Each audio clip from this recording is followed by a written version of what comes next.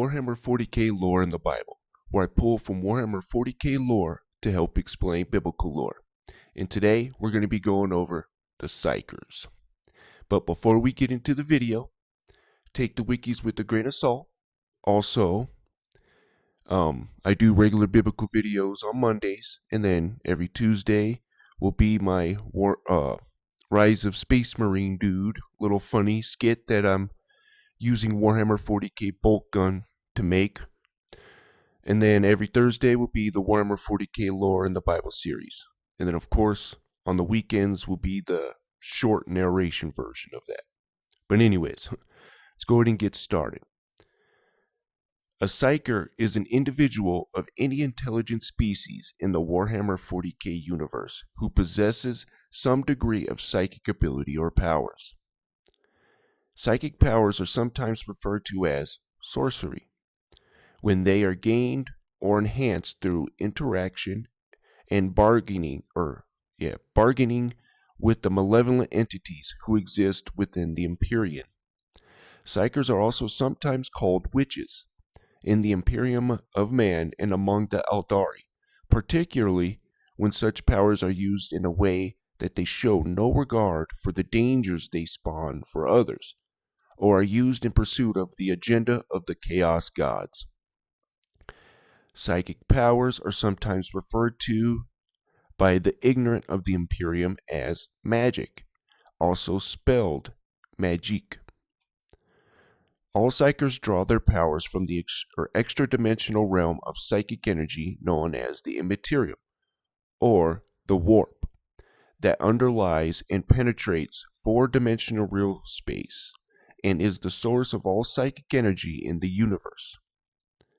As such, Psykers, particularly human Psykers whose minds are far less disciplined and easily tempted than their Eldari counterparts, are often in danger of possession by the demonic entities of the warp, the onset of the insanity, and ultimate corruption by the ruinous powers of chaos. Okay, the Psykers of the Galaxy. Most of the intelligent species in Warhammer 40k Galaxy employ Psykers on the battlefield. Some of these Psykers are inevitably more potent than others. There are three exceptions to this: the Tau, the Drukhari, and the Necrons. The Tau Empire has yet to develop any Psykers among their species because they have only recently evolved to fully sapient status. The Drukhari, though as possessed of an inherent psychic ability as their craftworld Eldari counterparts, fear that the use of psychic powers only further hastens the loss of their souls to Slaanesh, or She Who Thirsts.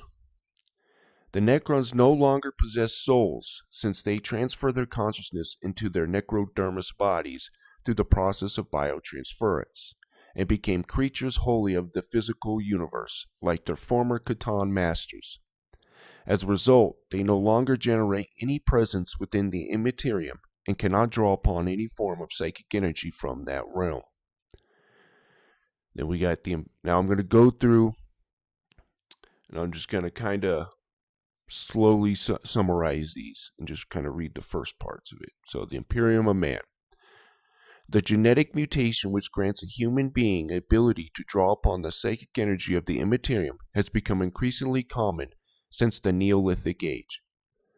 However, what is known is that human Psykers were only first mentioned in the historical record towards the end of the 22nd millennium, making a sudden appearance on almost every human settled world within a relatively short span of time, not long before the onset of the Age of Strife. This change was the harbinger of mankind's slow evolution to a fully psychic species, much like the Eldari, who will be more intelligent, more capable, and ultimately more peaceful than humanity is at present. Okay, where is the... Okay, Astropaths serve throughout all the Imperium's many governmental divisions, and make up a superliminal telepathic communication network designed to transmit and receive psychic messages through interstellar space. New Astropaths are chosen from the multitudes of Psykers who were born across the Imperium every standard year as part of the Imperial Tithe, and brought to Terra on the Black Ships due to their great power. Once chosen, Astropaths receive psychic training by the Adeptus Telepathica's teaching division, which is known as the Scholastic Psychana, or Scholastica Psychana, before they are soulbound to the Emperor. This psychic ritual transfers some of the Emperor's vast power, and more importantly, his mental control, to the Psyker by psychically rewiring a portion of their brains. Such an experience is quite physically traumatic for the Psyker, and not all survive or maintain their sanity. Even the survivors often suffer damage to the physical senses, especially their eyes, so that almost all astropaths are blind. Their optical nerves burn out during the soul binding process. Okay. The Astrommilitara. Some of the stronger and more mentally disciplined Psykers recruited into the Adeptus Telepathica are trained to serve within the Astrommilitara as sanctioned Psykers, rather than as Astropaths. These Psykers may draw upon the power of the warp, unleashing it upon their enemies as a weapon. They are also called upon to advise high-ranking Astrommilitarum officers, though with varying degrees of success. Their limited training and equipment leads to them to be more vulnerable to the perils of the warp than much of more powerful battle psyker librarians of the Space Marine chapters. Okay. Of course, you got the Space Marines. Psykers are employed by the Adeptus Astartes in the form of their chapter librarians.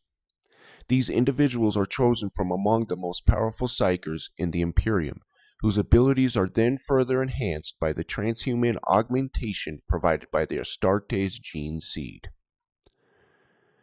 Librarians, as their name implies, are responsible for maintaining the records and histories of the chapter they belong to, hence their name, and they can also use their talents to discern which psychic mutants are dangerous and which can be utilized by the Imperium as a sanctioned Psyker, Astropaths, and even new librarians.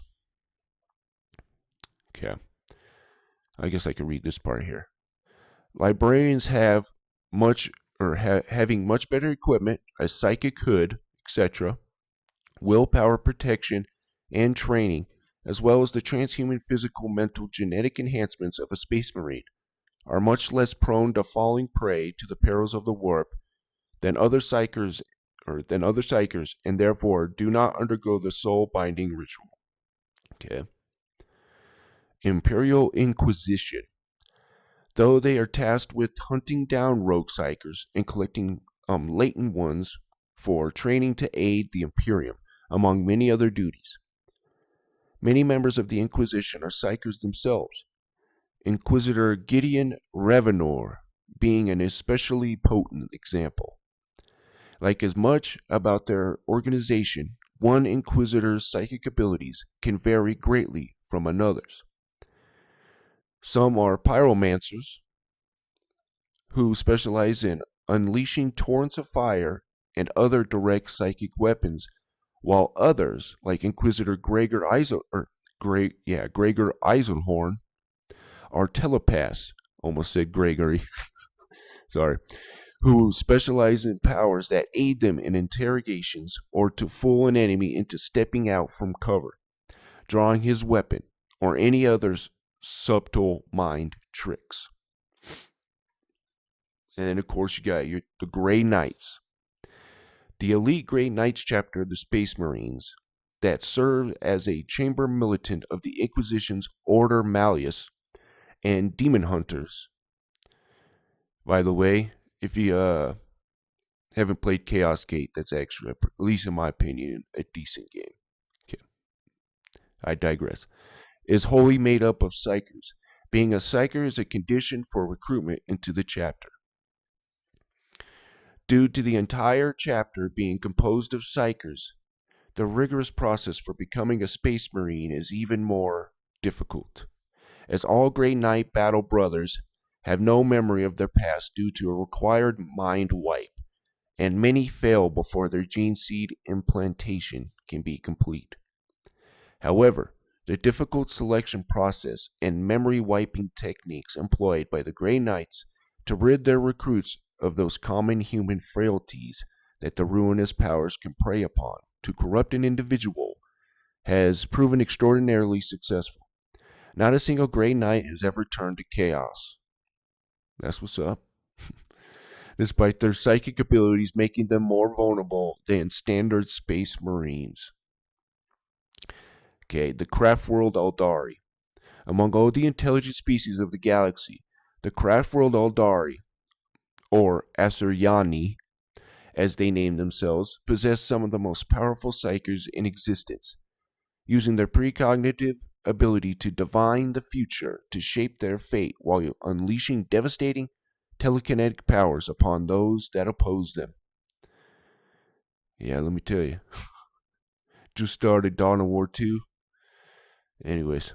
However, the sheer power they generate when they combine their psychic strengths ensures they must be cautious to not attract the attention of chaos and other predatory entities of the warp. They are forced to become highly disciplined and regulated in their usage of psychic power. Craftworld Eldari Psykers come in the form of either Farseers or Warlocks, the former being the more powerful Psykers of the two. Okay, you got your Forces of Chaos. The Forces of Chaos host a great many mutants among their number, including many of the psychic potential, or with psychic potential. Chaos Psykers, often called sorcerers, can perform various tasks such as summoning demons and unleashing devastating weaponized psychic powers upon the enemy. The Chaos God Tzeentch, god of change and intrigue, is devoted to sorcery. Chaos Space Marine legions and war bands worshipping Tzeentch, such as the Thousand Suns, possess a large number of Psykers that can aid in battle. So, Leagues of Voton, or Voton, however you want to say it, sorry. Though they are a race of abhuman clones, this does not mean that each kin of the leagues of Voton, sorry, is exactly identical, or that the kin suffer from the common defects which can result from the lack of genetic diversity. The first ancestors who were responsible many Terran millennia ago for shaping our kin society to deal with environmental rigors of life in the galactic core engineered a series of stable mutations and unusual phenotypical expressions into their people's genomes, which they named clone skeins, or clone skeins, probably skeins, clone skeins. Anyways, Orcs. Gotta love the Orcs. The Orcs are innately psychic, the Orcs are an innately psychic species, and they unconsciously generate a considerable amount of psychic background noise, a psychic energy field known simply as the Wog. I'm terrible at doing Orc, by the way. This field of gestalt psychic energy grows more potent and more intense as the number of nearby Orcs increases, and as the Orcs themselves become more excited, particularly during battle, creating an almost palpable tension that accompanies Orc hordes. My goodness, man. There's always this point in time, man, where my brain just turns to mush. Okay, Weird Boys are the Psykers of the Orc species, absorbing the energy of the Wog and expelling it in violent surges of luminescent green power. Weird Boys have little control over their abilities, and as the potency of this energy increases with the number of enthusiasm of the Orc Boys around them, so does the power that Weird Boy must endeavor to control.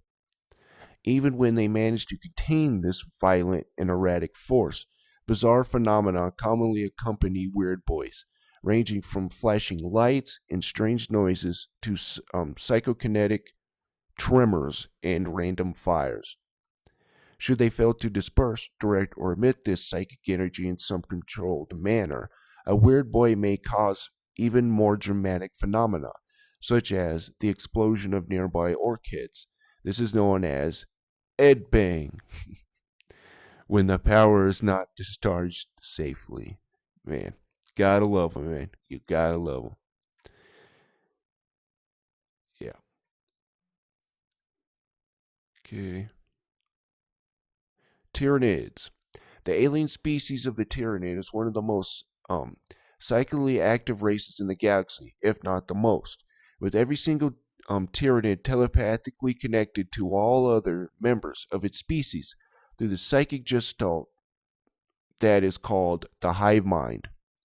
It is suspected that this constant and massive psychic traffic is what causes the shadow in the warp, a phenomenon that makes warp travel and astrotelepathy oh my gosh, travel and telepathy almost impossible in the vicinity of a large Tyranid hive fleet. Okay.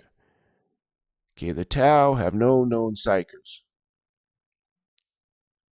Tau are naturally resistant. Yeah, okay. It is revealed that the Tau are naturally resistant to the mutating effects of chaos, having almost no psychic presence in the warp at all, though they are not soulless like the Necrons. Okay. So now we're finally getting into the biblical side of things. I just kind of wanted to bring all the Psykers, right, of the Warhammer 40k universe. All right. So Isaiah 8:19. And when they shall say unto you, seek unto them that have familiar spirits. By the way, this is going to come when I do Chaos Sorcerers. But anyways, seek unto them that have familiar spirits, and unto wizards that peep and that mutter. Should not people seek unto the God for the living to the dead? So one thing you're going to see, like within the Warhammer 40k universe, is the Psykers, at least the human ones, peep and mutter. They're talking to themselves and saying all this crazy stuff, right? So I found that interesting. All right. Psalms 144:6. Cast forth lightning and scatter them. Shoot out thine arrows and destroy them. Send thine hand above, rid me and deliver me out of the great waters from the hand of the strange children. Interesting. Yeah. So Job 36:32. So this isn't the King James here. Reason why, because the King James kind of had just a weird translation here. Made no sense, so I had to look it up, and this is pretty much what it comes to. So Job 36:32. He covereth his hands with the lightning, and giveth it a charge that it strike the mark. So, interesting. All right. Revelation 11:5. Now, of course, I brought this up before, right? And if any man will hurt them, this is talking about the two witnesses, right? Fire proceedeth out of their mouth, and devoureth their enemies. And if any man will hurt them, he must in this manner be night-nighted. So, we got fire now coming out. So Daniel 3:24-26. So this is going to be the shield. We're going to be talking about this little shield effect they have, right?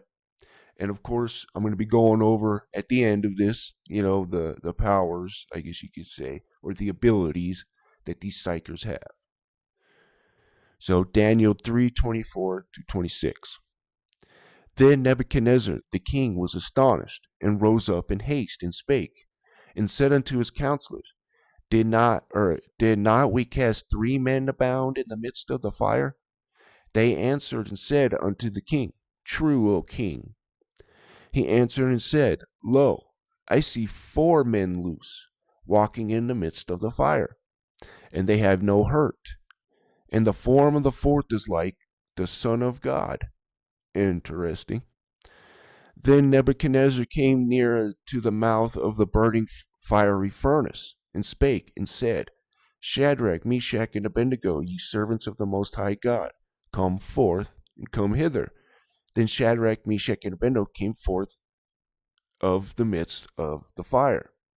So there's this shield, this man, right, comes in, shields them.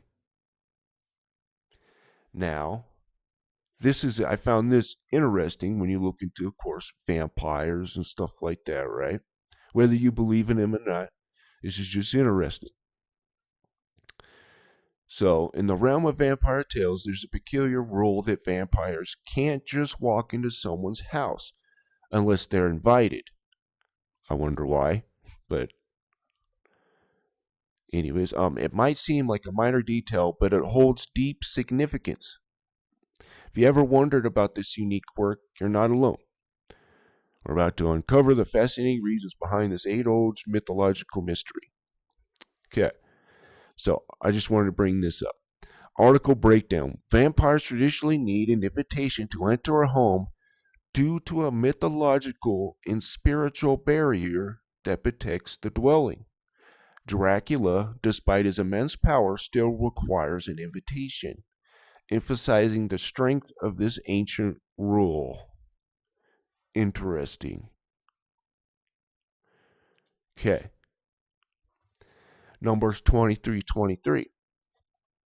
Surely there is no enchantment against Jacob, neither is there any divination against Israel. So Israel just means the people of God. Okay. That's what it means. Oops. According to this time, it shall be said of Jacob and of Israel, What hath God wrought? Okay. So, according to Numbers, there's this shield that's protecting against this stuff, right? So, interesting. I should make a shirt that just says interesting on the back or something like that with my logo. I don't know. So, okay, psychic disciplines. Before I embarrass myself even more. Although the powers of Psykers are many and varied, they usually fall into one of the several disciplines. The 5 most common psychic disciplines are Biomancy, Divination, Pyromancy, Telekinesis, and Telepathy. There's a better way of saying that, my goodness. Each discipline has a particular character, which is reflected by the powers within it. The telepathy discipline, for example, is grounded in mind control, and its powers act through compelling and influencing the thoughts and actions of others. You know what? We're just gonna skip back to this. Okay, biomancy discipline. Biomancers specialize in manipulating biological energy and metabolic processes with the power of their minds. They are the masters of the flesh, learning to shape and influence the physical forms of themselves, their allies, or their enemies according to their will.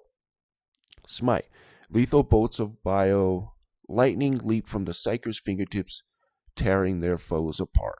Actually, I don't know why I wasn't supposed to read that. My bad. Okay, divination discipline.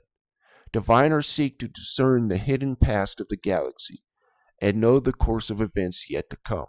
These abilities allow diviners to look into the twisting strand of the immaterium in search of answers they seek, and sometimes influence the outcome of fate itself.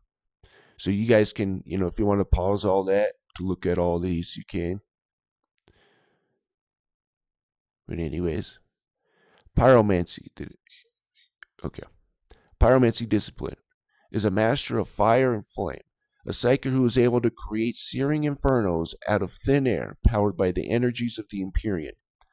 Pyromancy is one of the most spectacular and destructive forms of psychic ability, and those who face a skilled pyromancer in combat are oft reduced to naught but a pile of charred bones.